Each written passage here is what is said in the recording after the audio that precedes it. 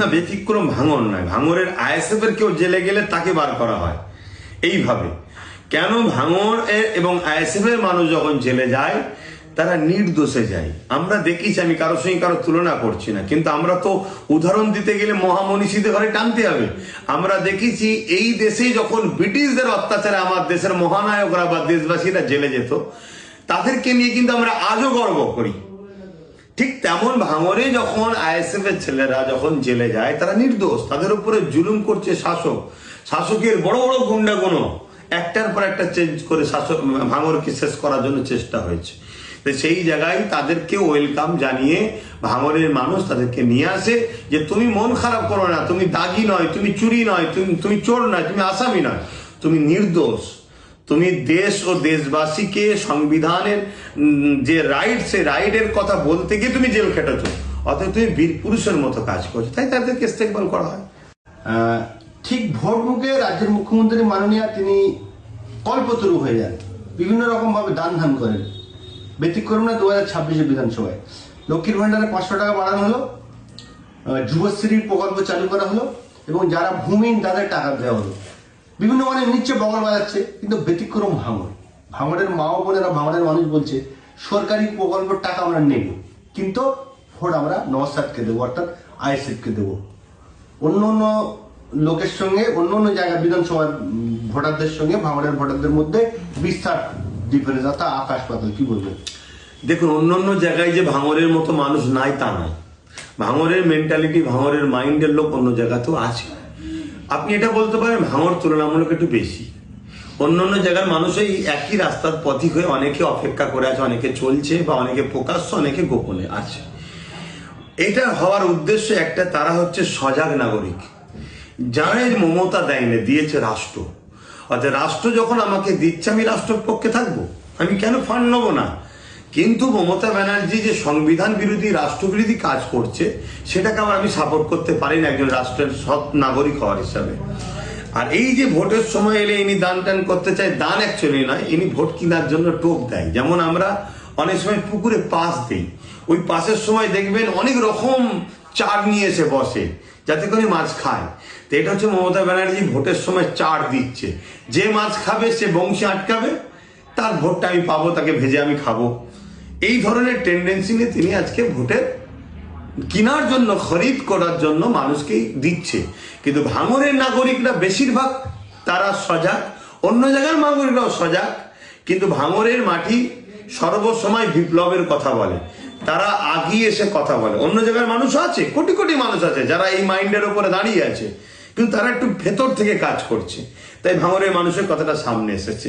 দ্বিতীয় নম্বর, ভাঙরের মানুষ আরো অক্সিজেন পাচ্ছে। কেন? ভাঙরের যিনি বিধায়ক বর্তমান, সে সর্বসময় অন্যায়ের বিরুদ্ধে বিপ্লব তৈরি করেছে, অন্যায়ের বিরুদ্ধে লড়াই করার জন্য সর্বসময় প্রস্তুত হয়ে আছে। তার সাথে এবং বিগত দিনেও ভাঙরের মানুষ আমরা দেখেছি, সে যে কোনো বিষয়ের ওপরে সর্বসময় তারা কিন্তু সামনে সারিতে দাঁড়িয়ে বুক চিপিয়ে কথা বলার মানুষ। এটা এক এক জায়গার আবহাওয়া, এক এক জায়গার মাটি এরকম হয়। এর জন্য ভাঙরের মানুষকে আমি আরেকবার ধন্যবাদ জানাচ্ছি। তবে ভাঙরের মানুষের মাটির যে মানুষ যে আছে, এই পথের পথিক কিন্তু আরো অনেক জায়গার মানুষ আছে। তারা জানে এই ভাতার নামে যেগুলো দিচ্ছে, এগুলো মূলত আমাদেরকে কিনতে চাইছে, খরিদ করতে চাইছে। আজকে 500 কিনবে, কালকে আমাদের কারো চড়া দামে বিক্রি করবে, যেমন আমাদের ওয়াকফকে বিক্রি করলো। আর যেমন এসআইআর এর নামে বললো আমার লাশের উপর দিয়ে করতে হবে, সেই এসআইআর হয়ে গেল। আজকে সেই এসআইআর এ 90,000 কি বলে অফিসার দিল। তারপরে এই ভাতা বাড়ার পর থেকে আপনারা তো রাস্তায় চলছেন, মিডিয়া হিসাবে না হলে একটা ব্যক্তি হিসাবে আপনারা আমার কথা হ্যাঁ না বললো, জনগণও চলছে। এত ট্রাফিক, এত পুলিশ ধরছে, গাড়িকে ধরপাকড় করছে, এত ফাইন করছে, এত মানুষ কোথা থেকে পাবে? আমি দিচ্ছি এখান থেকে 500 যাও, আপনি গিয়ে যেই বাইরে বেরোলেন অমনি 1000 টাকা ফাইন। তো এইগুলো তো মানুষ বুঝছে। তো সেই জায়গায় ভাঙরের মানুষ যেটা প্রকাশ্য বলছে, অন্য জায়গার মানুষের সেই পথেই আছে, কিন্তু সময় এলে জবাব দেবে। রাজ্য বা দেশের সংস্কৃতি বা নীতি আছে যে কোনো মানুষ জেলে গেলে তাকে ঘৃণার চোখে দেখা হয়, সে হয়তো লুকিয়ে থাকে বাড়ির মধ্যে। কিন্তু ব্যতিক্রম ভাঙর, সে যখন জেলে যায়, জেল থেকে বেরিয়ে ফুলের মালা নিয়ে কাঁধে করে বাড়ি নিয়ে আসা হয়, বাড়ি নিয়ে এসে ওগুলোকে খাওয়া দাওয়ার আয়োজন করা হয়। এটাকে কেমন ভাবে দেখছেন? না, ব্যতিক্রম ভাঙর নয়। ভাঙরের আইএসএফ এর কেউ জেলে গেলে তাকে বার করা হয় এইভাবে। কেন ভাঙর এবং আইএসএফ এর মানুষ যখন জেলে যায় তারা নির্দোষে যায়। আমরা দেখিছি, আমি কারোর সঙ্গে কারো তুলনা করছি না, কিন্তু আমরা তো উদাহরণ দিতে গেলে মহামনীষীদের ঘরে টানতে হবে। আমরা দেখেছি এই দেশে যখন ব্রিটিশদের অত্যাচারে আমার দেশের মহানায়করা বা দেশবাসীরা জেলে যেত, তাদেরকে নিয়ে কিন্তু আমরা আজও গর্ব করি। ঠিক তেমন ভাঙরে যখন আইএসএফ এর ছেলেরা যখন জেলে যায় তারা নির্দোষ, তাদের উপরে জুলুম করছে শাসক, শাসকের বড় বড় গুন্ডাগুনো একটার পর একটা চেঞ্জ করে শাসক ভাঙরকে শেষ করার জন্য চেষ্টা হয়েছে। তো সেই জায়গায় তাদেরকে ওয়েলকাম জানিয়ে ভাঙরের মানুষ তাদেরকে নিয়ে আসে যে তুমি মন খারাপ করো না, তুমি দাগি নয়, তুমি চুরি নয়, তুমি চোর নয়, তুমি আসামি নয়, তুমি নির্দোষ, তুমি দেশ ও দেশবাসীকে সংবিধানের যে রাইট সে রাইটের কথা বলতে গিয়ে তুমি জেল খেটেছো, অতএব তুমি বীর পুরুষের মতো কাজ করছো, তাই তাদেরকে ইস্তেকবাল করা হয়। ক্রমশই আমরা দেখি যে ভাঙড়ের মানুষ স্রোতের বিপরীতে হাঁটে, সেই জন্য ভাঙড়ের উন্নয়ন অনেকটা হয়নি। আমাদের কর্মক্ষেত্রে বিভিন্ন জায়গায় যাই, ভাঙড়ের উন্নয়নের রাস্তাঘাট নেই, পানীয় জলের ব্যবস্থা নেই, তারপরেও কিন্তু ভাঙড়ের মানুষ তৃণমূলের বিপরীতে গিয়ে নওশাদ সিদ্দিকীকে জেতালো। ভাঙরের মানুষ স্রোতের উল্টো দিকে চলে এটাই বলবো না, ভাঙরের মানুষ অন্যায়ের উল্টো দিকে চলে। ভাঙরের মানুষ ততক্ষণ পর্যন্ত তার সাথ দেয় যতক্ষণ সে অন্যায় করে না। টিএমসি সাথ দেয়নি ভাঙরের মানুষ, দিয়েছে তো, কিন্তু যখন দিয়েছে তারা কি সাথ দিয়েছে ভাঙরের মানুষের জন্য? যা ওয়াদা করেছিল সেটা করেছে, শাসক ক্ষমতায় থাকার পরেও করেছে। একটা এমএলএ আর একটা সরকার দুটো সমান নয়। একটা এমএলএ 3,60,00,000 টাকা কম বেশি এই টাকাটা খরচ করতে পারে, আর একটা সরকার লক্ষ লক্ষ কোটি টাকা খরচ করতে পারে, তার হাতে সব ফান্ড। তাই সেই ভাঙরের মানুষ সর্বসময় সরকারকে সাথ দিয়েছে, বামফ্রন্ট সরকারকে সাথ দিয়েছে, কংগ্রেস সরকারকে সাথ দিয়েছে, এমএলএ কে নয় সরকারকে সাথ দিয়েছে। কিন্তু সরকারে থাকাকালীন তারা যখন কিছু করেনি তখন ভাঙরের মানুষ এই অন্যায়ের বিরুদ্ধে গেছে, নওশাদের সাথ দিয়েছে। আগামী দিন কোনোদিন যদি আইএসএফ জোটে হোক বা যেমন করে হোক সরকারে যদি আসে আর এই ভাঙরের মানুষ আইএসএফ কে সাথ দিচ্ছে, যদি আইএসএফ ভাঙরকে তার অধিকার না দেয়, ভাঙরের মানুষ লিখে রাখেন আইএসএফ কেও সাথ দেবে না। ভাঙরের মানুষ অন্যায়ের বিরুদ্ধে থাকে, এটা হলো ভাঙরের মানুষের নিচার। ভাঙরের মানুষ স্রোতের উল্টো দিকে নাই, অন্যায়ের উল্টো দিকে থাকে, অর্থাৎ ন্যায়ের দিকে থাকে। 26শে বিধানসভা ভাঙড়ের মানুষের জন্য আপনি কি বলবেন? এই রমজান মাসে ভাঙড়ে বারবার উত্তপ্ত হচ্ছে। আমি সকল মানুষের জন্যই বলবো যে পবিত্র রমজান মাস, এই মাসে লড়াই করা ইসলামিকভাবে নিষেধ আছে। তবে এই মাসের 17 তারিখেই বদর হয়েছিল। একদিকে ছিল জালিমবাজ ফেরাউন তার আবু জেহেল ও উমাইয়া তার বাহিনী, অপরদিকে ছিলেন ইনসাফের পক্ষে, মানবতার পক্ষে দোনোজাহানের সুলতান রহমতের নবী মুহাম্মদ সাল্লাল্লাহু আলাইহি ওয়াসাল্লাম। জালিমরা আগিয়ে এসে মদিনার উপরে হামলা করতে চেয়েছিল। তা আজকেও যদি কোনো জালিম কোনো জায়গা থেকে আগিয়ে এসে ভাঙরের শান্ত পরিবেশকে নষ্ট করতে চায়, তাহলে আমাদেরকেও বদর ইয়াদ করা দরকার।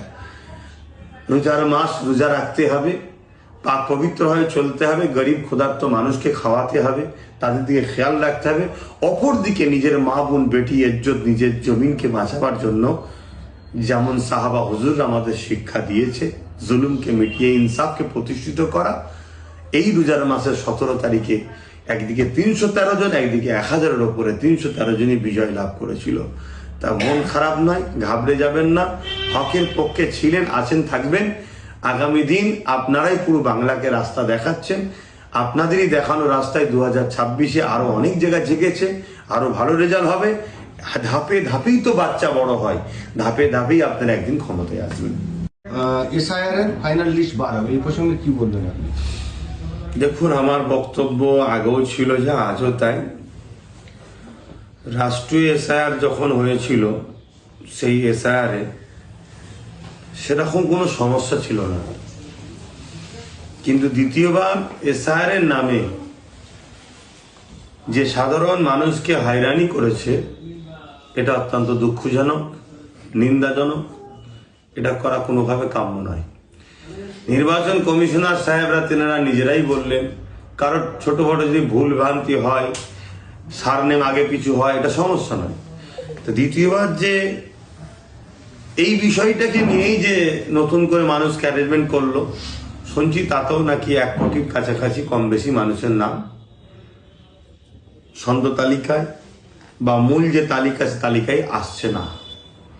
আবার এমনও শুনছি যে নতুন করে তাদেরকে সুযোগ দেওয়া হবে, বিভিন্ন জজ সাহেবদেরকে নিয়ে আসা হচ্ছে, 5 দিনের মধ্যে করা হবে। সবটা একটা যেন আমার কাছে হাস্যকর মনে হচ্ছে, এবং আমি মনে করি এটা শুধুমাত্র রাজনীতির একটা চক্রান্ত করা ছাড়া অন্য কিছু হচ্ছে বলে আমার মনে হচ্ছে না একজন নাগরিক হিসাবে। তবে আমি আগেও বলেছি, আজও বলছি, হয়তো কেন্দ্র বিজেপি সরকার রাজ্যে আসার জন্য একটা চেষ্টা করছে।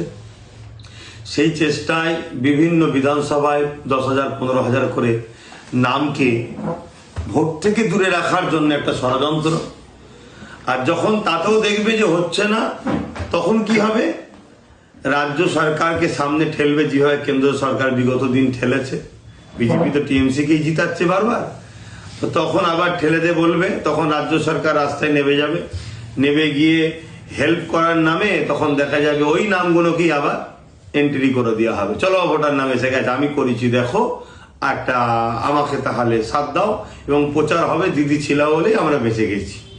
তো এই যে দিদি মোদি একটা বাইনারি পলিসি তৈরি করছে এসআইআরকে সামনে রেখে, সেটা নতুন করে করে চলেছে, এটাকে অত্যন্ত দুঃখ জানাচ্ছি, মানে ঘৃণা জানাচ্ছি। যেটা সংবিধান যে মানুষের ভোটার অধিকার দিয়েছে, সেটাকে কিভাবে মানে ক্ষুণ্ণ করা যায় বা রুখা যায়, এই যে খেলা চলছে, এই খেলাটা চরম একটা অন্যায়।